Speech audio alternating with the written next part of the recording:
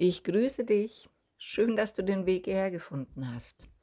Heute gibt es ein wunderbares persisches Fladenbrot, was ich selbst im Iran essen durfte. Und ich wollte es jetzt halt einfach mal selber nachbacken. Deswegen mein erster Versuch und ihr werdet das sehen können. Du benötigst dafür 380 Milliliter Wasser,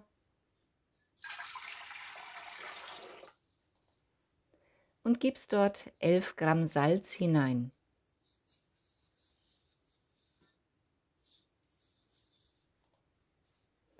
Und gibst 2 Gramm Salz dazu. Und natürlich lösen wir die Hefe und das Salz im Wasser auf. Und zu guter Letzt brauchen wir 250 Gramm Weizenmehl Typ 1050 und 300 Gramm Dinkelmehl Typ 630. Wir verkneten alles in der Küchenmaschine oder auch, wenn du möchtest, mit Hand über 6 Minuten zu einem glatten Teig miteinander.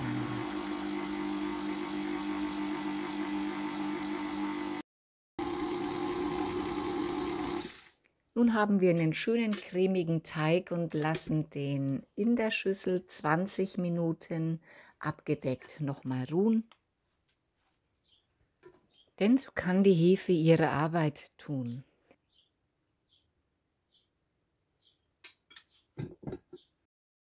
Für die weitere Verarbeitung benötigst du 1 bis 2 Esslöffel Weizenvollkornmehl oder auch Weizenkleie und gibst das Mehl auf deine Arbeitsfläche und den etwas klebrigen Teig darauf. Und nun kommt einfach nur noch etwas Mehl obendrauf und nun drehen wir uns aus dem Teig einen Teigling, sprich die Teigkugel, um eine gute Spannung hineinzubekommen.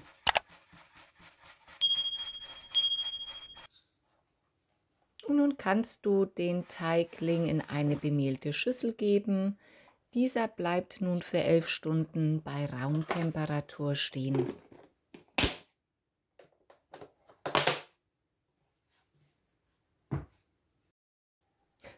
Und ihr könnt sehen, wie der nach 11 Stunden wieder grandios aufgegangen ist, der Teig. Und ist nun auch bereit für die weitere Verarbeitung. Dafür bemehlen wir uns wieder die Arbeitsfläche großzügig mit Vollkornmehl und geben den Teigling darauf.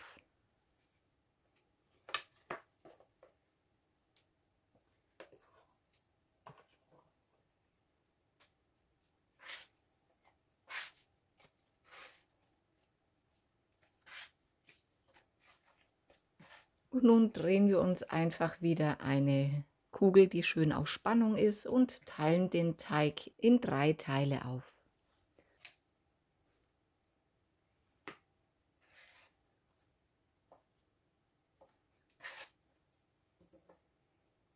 Nun wird jeder Teigling einmal platt gedrückt und formen jeden einzelnen zu einer Kugel.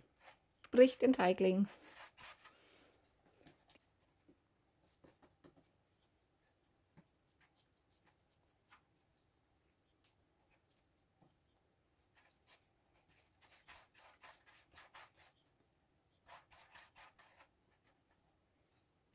Die Drillinge können jetzt halt auch auf ein Backpapier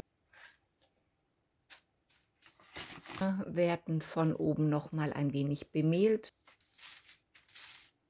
und decken sie mit einer Folie für 4 Stunden ab, damit sie wieder ruhen können und die Hefe einfach ihren Dienst tun kann.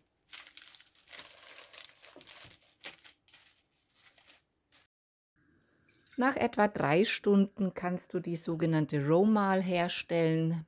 Dafür wird Mehl und Wasser zu einem glatten Teig verrührt, einmal aufgekocht und dann kann es schon wieder auf die Seite gestellt werden bis zur weiteren Verarbeitung.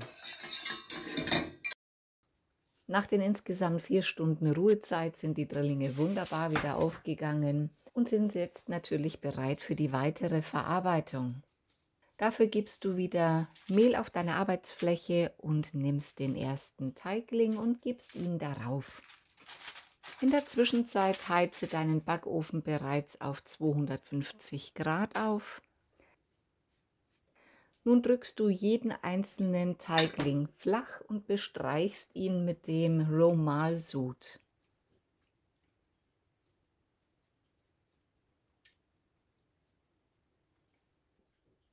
Und den Fladen drückst du jetzt mit Hilfe deiner Finger mit Einkerbungen flach, so dass du ein Muster deiner Wahl einfach hineindrücken kannst.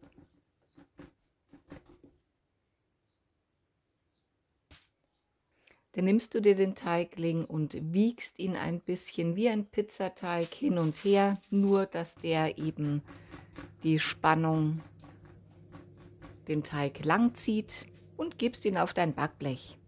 So verfährst du mit jedem Teigling.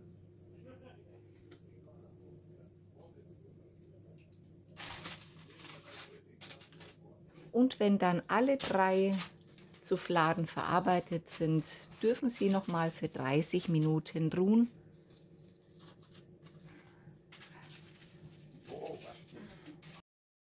Nun kommt noch mal ein bisschen Schwarzkümmel und wenn du möchtest Sesam oben drauf, und dann können sie auch schon in den vorgeheizten Backofen für circa 10 bis 12 Minuten knusprig ausgebacken werden. Wunderbar wohlig duftend kommen die Drillinge aus dem Backofen hinaus.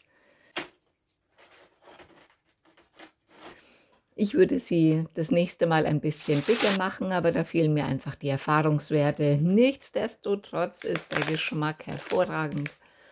Und ich kann euch jetzt nur noch einen wunderbaren guten Appetit wünschen. Viel Spaß beim Nachbacken und bis demnächst. Macht's es gut. Pfiat euch!